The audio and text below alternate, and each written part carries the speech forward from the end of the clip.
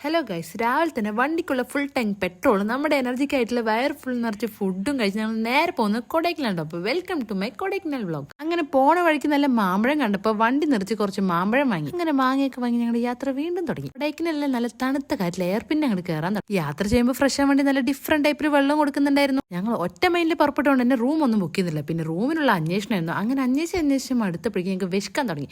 അപ്പോൾ ഒരു കടയിൽ നിന്ന് ഒരു ബിരിയാണി വാങ്ങി കഴിച്ചു. ഒട്ടും കൊള്ളില്ല. കൊടൈക്കനാലിൽ വന്നെനിക്ക് നല്ല ഫുഡ് കിട്ടിയിട്ടേ. അങ്ങനെ കുറേ നേരത്തെ അന്വേഷിക്കലിന് ശേഷം ഞങ്ങൾക്കൊരു റൂം കണ്ടെത്തി. കൊടൈക്കനാലിന് ഒരു 8 കിലോമീറ്റർ അപ്പുറത്ത്. ഞങ്ങൾക്ക് വേണ്ടത് അതായിരുന്നു ടൗണിൽ നിന്നൊരു മാറിയൊരു സ്ഥലം, നല്ല സമാധാനമുള്ള ഒരു സ്ഥലം. അതേപോലെ തന്നെ കിട്ടുകയും ചെയ്തു. ഇങ്ങനെയാണ് അവിടുത്തെ വ്യൂ ഒക്കെ വരുന്നത്. റൂമിലെത്തിയപ്പോൾ നമ്മൾ വാങ്ങിയ മാമ്പഴം ഉണ്ടല്ലോ, അത് അങ്ങോട്ട് മുറിച്ച് കഴിച്ചു. ബിരിയാണി ഏറ്റില്ലെങ്കിലും മാങ്ങയുള്ളതുകൊണ്ട് രക്ഷപ്പെട്ടു.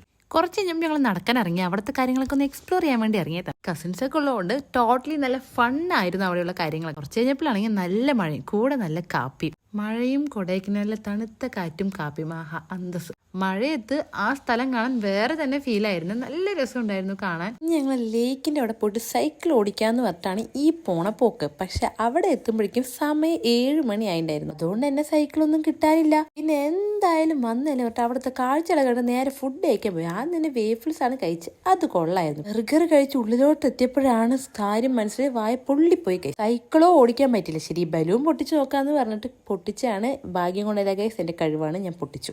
അവിടുത്തെ കാഴ്ചകളിൽ നിന്ന് റൂമിലെത്തിയപ്പോൾ ഫുഡും ക്യാമ്പ് ഫയർ റെഡി. പിന്നെ ഫാമിലി എല്ലാവരും കൂടി ഒരു പാട്ടായി കൂത്തായി. അപ്പം അത്രയ്ക്കുള്ള ഇന്നത്തെ ബാക്കി കലാപരിപാടിയിൽ നാളെ കാണാം.